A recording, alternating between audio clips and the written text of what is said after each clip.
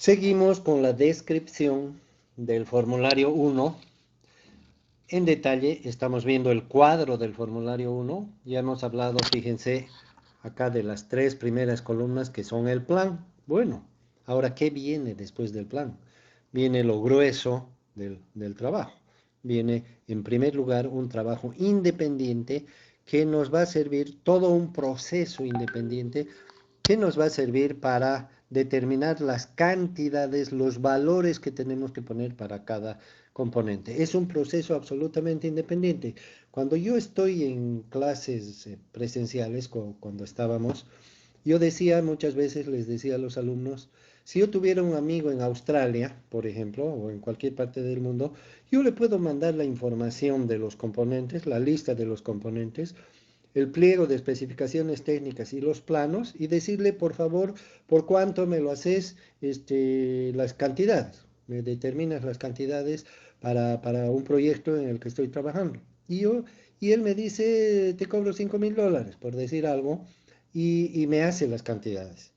Con esto yo les quiero mostrar de que el trabajo de determinación de las cantidades de esta columna es un trabajo independiente, por eso puse el ejemplo de un amigo de Australia o de donde sea, en cualquier parte del mundo. Esta persona, sin necesidad de conocer lo que viene a continuación, ¿sí? Y sin conocer a nadie de los actores que han, que han intervenido para elaborar estas tres primeras columnas precedentes, puede hacer este trabajo, obviamente que tendrá que ser un ingeniero si es una construcción o un conocedor del tema de acuerdo a lo que se trata el objeto.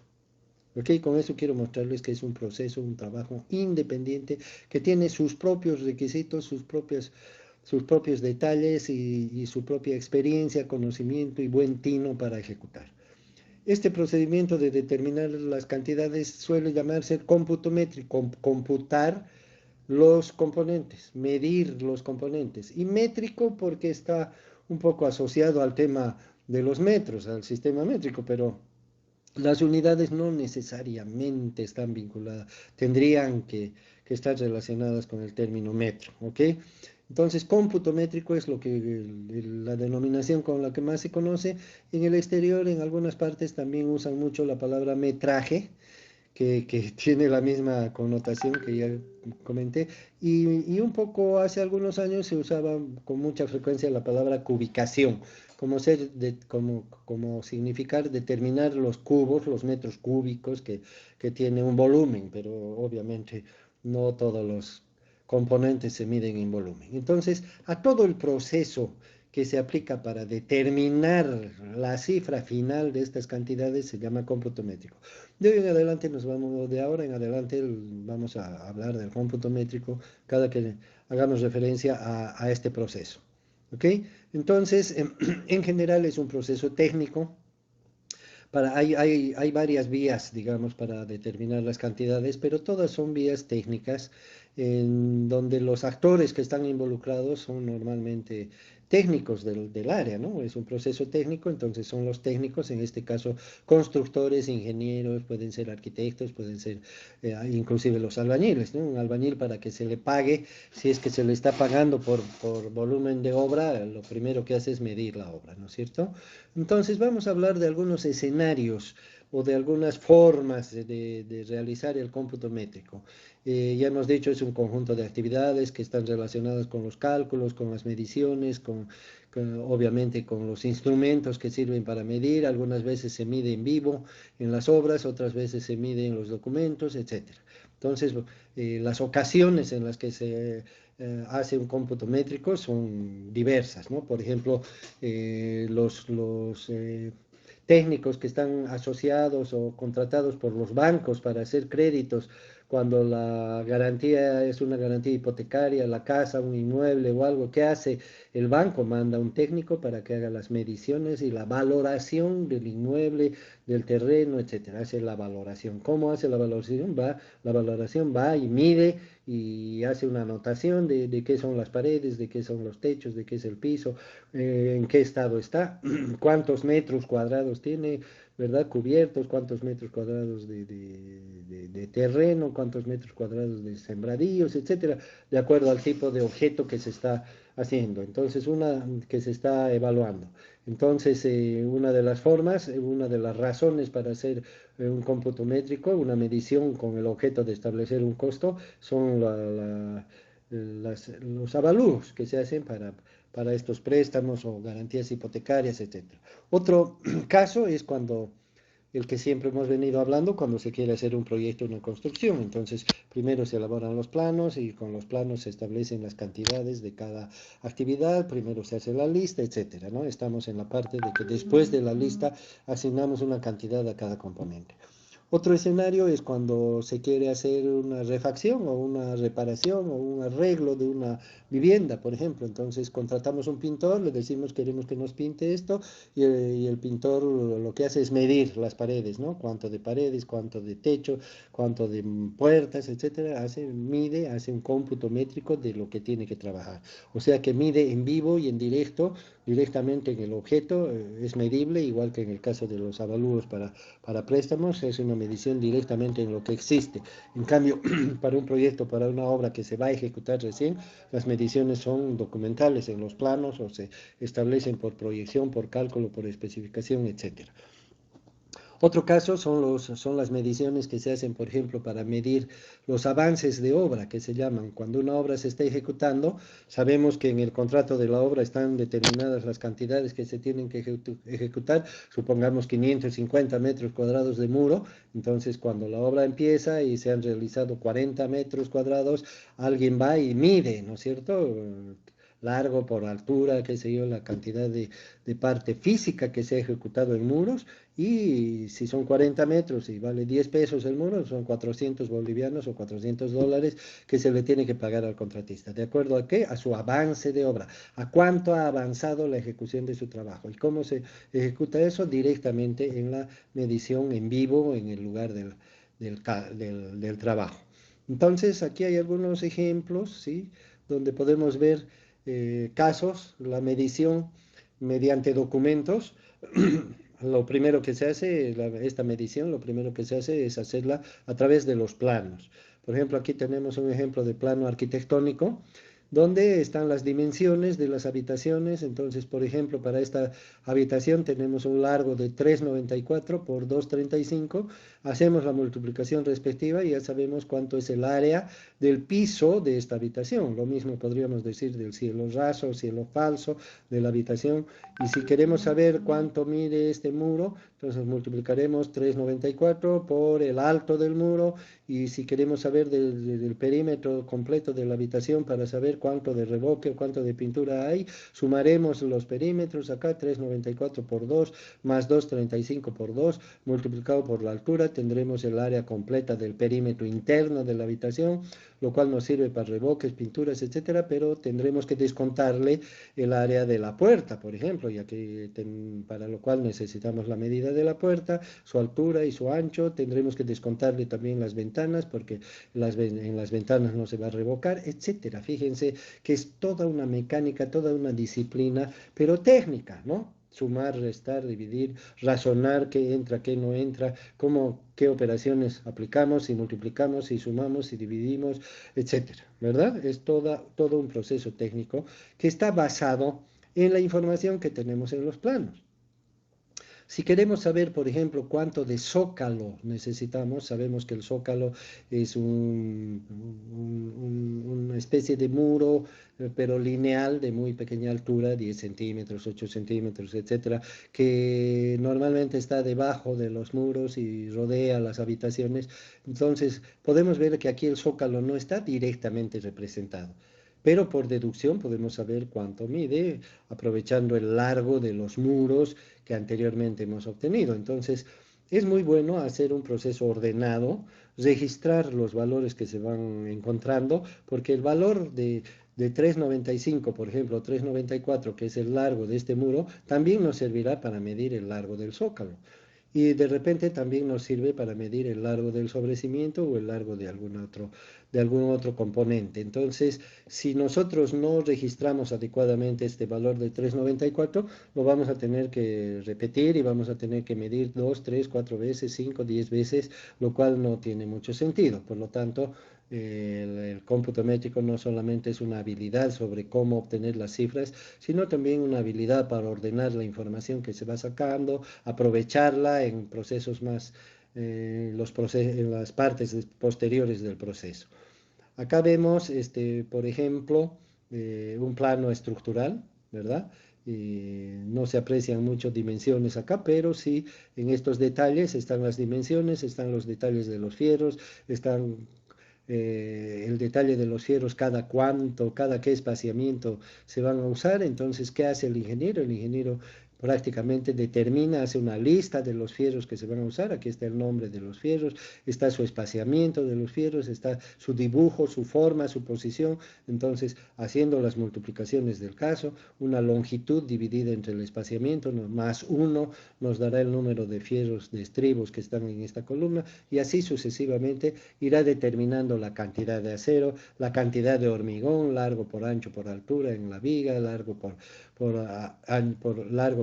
ancho por altura en el caso de la columna, lo mismo en el paralelepípedo que aparenta ser la fundación, etcétera, ¿no? O sea que las dimensiones se sacan del plano. En los casos en que la información del plano no sea completa o no haya sido detallada debidamente, o exista una duda o una confusión, entonces se apela a las especificaciones técnicas, que son las que nos van a aclarar completamente el panorama. Acá tenemos, por ejemplo, unos esquemas o planos de instalaciones. El de la izquierda nos muestra la instalación eléctrica, el de la derecha la instalación sanitaria, donde las líneas que vemos acá, por ejemplo, en verde para el caso eléctrico, las líneas verdes nos muestran la unión entre un punto eléctrico y otro punto. Por ejemplo, acá supongamos que esta sea la luminaria. Aquí tenemos otra luminaria, entonces vemos que ambas luminarias están conectadas por los cables, de modo que la energía eléctrica llegue a ambos puntos y tienen un origen o un interruptor que puede ser este otro. Entonces fíjense cómo la conexión de un punto con otro está representada por estas líneas curvas que son supuestamente los cables o ductos, porque los cables van dentro de los ductos, para conectarse eléctricamente, digámoslo así, entre un punto y otro. Pero fíjense que esta línea curva no representa necesariamente la trayectoria del cable ni de los ductos, al igual que esta otra que estoy señalando en este momento, es la conexión entre un punto de iluminación, por decir un foco, y su interruptor. Pero sabemos que el interruptor está en la pared y está a una altura, qué sé yo, de unos 50, unos 60, para que las personas lo puedan accionar o activar con su mano, ¿no es cierto? O desactivar. Entonces el cable va a tener que subir por el muro, va a tener que cambiar de dirección a través de una caja de conexión, va a tener que ir por el cielo falso, cielo raso, por donde haga falta para llegar al punto de iluminación. Entonces no podemos hacer una medición directa en el plano, como podemos ver, para saber la cantidad de ducto, la longitud de cables que necesitamos, el número de cables que tienen que ir, serán 2, serán 3, será un interruptor, será un conmutador, ¿cómo será? ¿Verdad? Tenemos que tener más detalles que lo que se representa acá, pero el plano nos sirve para saber que sí o sí estos dos puntos están conectados y de que este foco se acciona con este aparato que puede ser un interruptor o un conmutador. ¿Correcto? Entonces, fíjense que a pesar de lo que dije hace un momento con los planos arquitectónicos y con el plano estructural, no siempre se pueden obtener las dimensiones directamente de los planos. Si bien los planos nos dan una información, tenemos que complementarlo con las especificaciones técnicas, con otros planos que nos mostrarán los circuitos eléctricos, nos mostrarán cuántos cables, de qué medida pasan por acá, de qué medida será el diámetro del ducto, etcétera. Y con toda esa información, más nuestro conocimiento, porque si yo le muestro esto a un sastre, no sabe qué es, ¿verdad?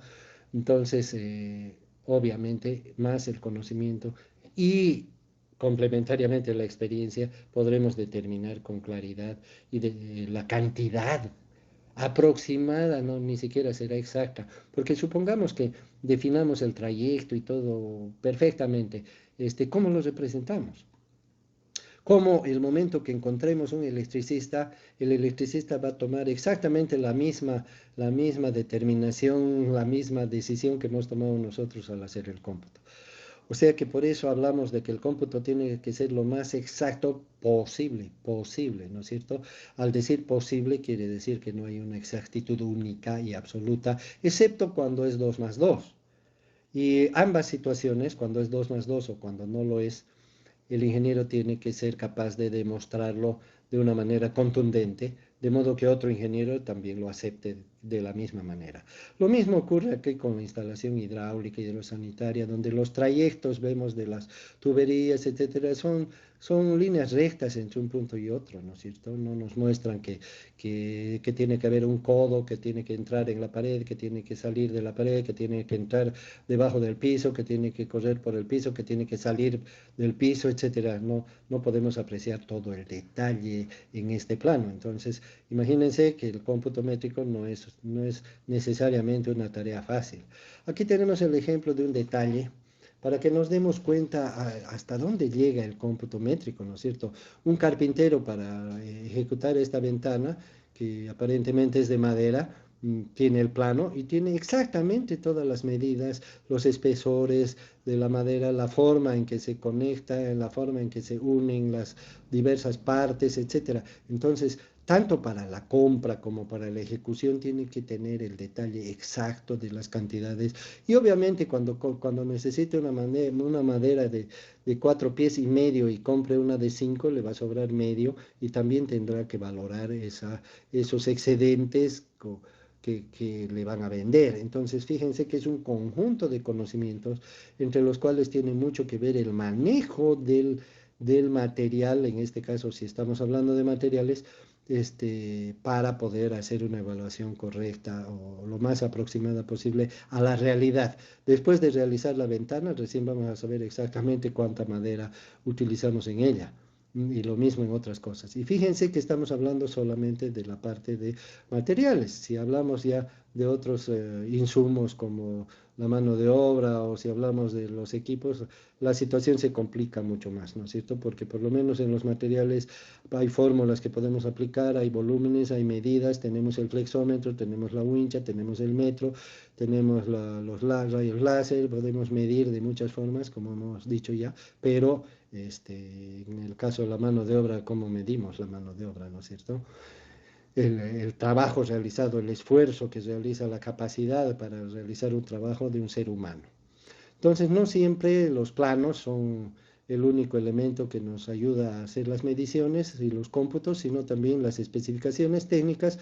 Acá tenemos un fragmento de ejemplo, vamos a leer, por ejemplo, qué dice aquí en los sobrecimientos. En la especificación técnica dice: serán de hormigón armado de 20 por 30 con 4 fierros de media, o sea, de 12 milímetros, estribos de 6 milímetros espaciados cada 20. Entonces, fíjense que en la especificación técnica puede ser que esté en el plano o puede ser que no esté en el plano, puede estar en ambas partes o solo en una de ellas o en ninguna, se dan casos así.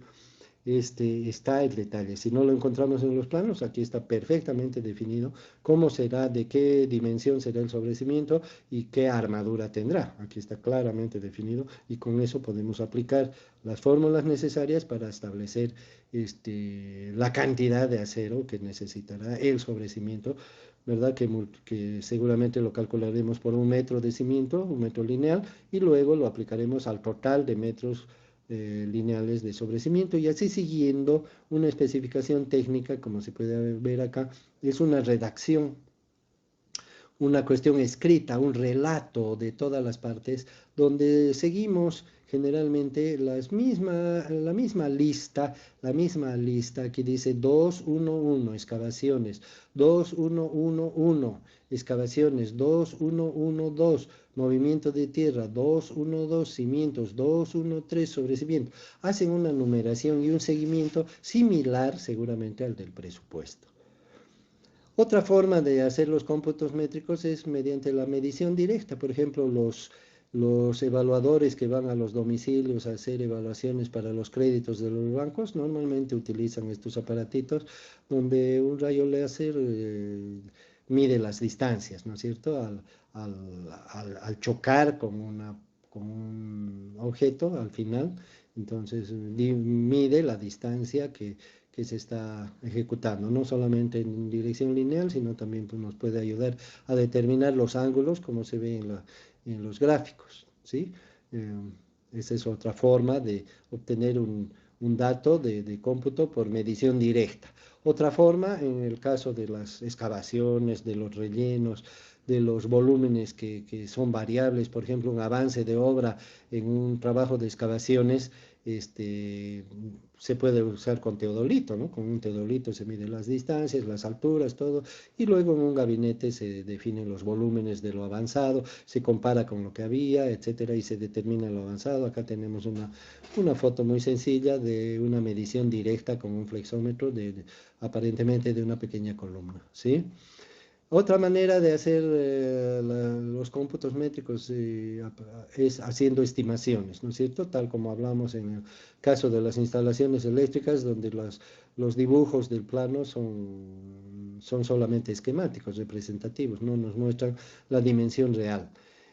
Otro detalle que es digno de comentar es de que ah, en, en a diferencia de todos los métodos, hay casos en los cuales directamente no es posible la medición, ni siquiera teniendo el objeto en vivo, como puede ser una excavación, por ejemplo, ¿no? Porque una excavación es, como hemos visto aquí en la foto, ¿no? Es totalmente irregular, ¿no es cierto? No es una pared lisa, plana, que tiene un ángulo determinado, sino que tenemos una irregularidad absoluta y en muchos casos se aplican fórmulas aproximadas, como aquí vemos, por ejemplo, un montón de tierra que nunca va a ser un tronco cónico perfecto, pero podemos aplicar como aproximación las fórmulas que conocemos, ¿no es cierto? Determinamos la pendiente, la altura y por la fórmula seguramente del cono podemos determinar el volumen aproximado y también tenemos volúmenes aproximados en secciones irregulares, también se pueden aplicar integrales, ¿no es cierto?, para hallar volúmenes. Y otro detalle importante en el caso de volúmenes de tierra, por ejemplo, son las variaciones del volumen que existen, ¿no es cierto? Sabemos que una excavación cuando la sacamos del banco, el material cambia de volumen porque se esponja, hay un aflojamiento de los granos y nuevamente cuando lo descargamos adquiere otro volumen dependiendo de la forma como lo descarguemos, volumen suelto, volumen compactado, acuérdense del laboratorio. Y peor si lo compactamos, el volumen se reduce, tenemos que aplicar factores aproximados de esponjamiento, factores de compactación, etcétera, ¿no? Fíjense, y lo mismo el acomodo de los materiales sueltos, los agregados, en el caso de los hormigones, etcétera, una serie de criterios que me están sirviendo para hacerles notar de que no es siempre la fórmula matemática, a pesar de que los cómputos métricos son un proceso técnico, eminentemente técnico, no siempre son las fórmulas matemáticas que nos llevan a un resultado exacto, sino que hay criterios que se tienen que aplicar. Finalmente veremos en qué formatos se suelen aplicar para el cómputo métrico. Me refiero a qué documentos, de qué manera se puede transmitir a otras personas o presentar a alguien los cómputos métricos. Por supuesto, ya se dijo que la mejor técnica es hacerlo de manera ordenada, pero no hay reglas sobre esto. Se pueden hacer croquis a mano alzada, como vemos aquí en la figura, en las dos figuras.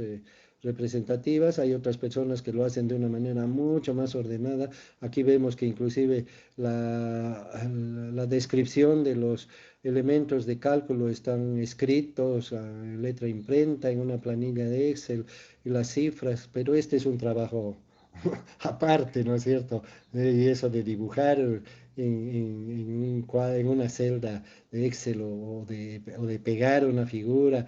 Y miren aquí el muro de ladrillo adobito perfectamente dibujado, la fórmula enmarcada, alfa, R, etcétera, con los signos correspondientes que de repente no hay en el alfabeto de Excel, etcétera. Y miren aquí la formulanga anotada y los datos, ¿no? Bueno, si quien puede pasarse ese trabajo para hacer una cosa muy presentable como esta, perfecto, adelante, jamás va a ser criticable, ¿no? Pero yo un poco sonrío porque jamás lo he hecho así, nunca he tenido la paciencia, bueno, felizmente, entre comillas, felizmente, entre paréntesis, generalmente los cómputos no se presentan, ¿no? O sea, no se presentan obligatoriamente, pero sí se pueden presentar cuando existe una controversia, una duda, un detalle, uno quiere demostrar algo o quiere revisar alguna cosa. Entonces, obviamente, entonces saca los documentos y dice, aquí está lo que yo hice, aquí está lo que yo calculé o aquí está lo que yo presenté, de aquí sale, ¿verdad? Cuando se trata de demostrar las cosas.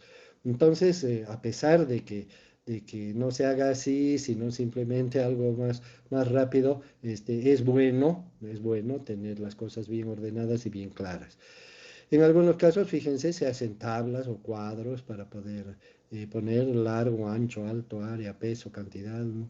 Bueno, pero es un poquito difícil lograr una mecánica, una rutina, una tabla, un cuadro, que se adapte a todos los componentes, ¿no es cierto? Algunos no siempre son por volumen, etcétera, pero esta es una forma ordenada de presentar las cifras. ¿Ok? Lo principal, perdón, es lograr la confiabilidad necesaria y la claridad para que en cualquier momento se pueda demostrar lo que se ha hecho.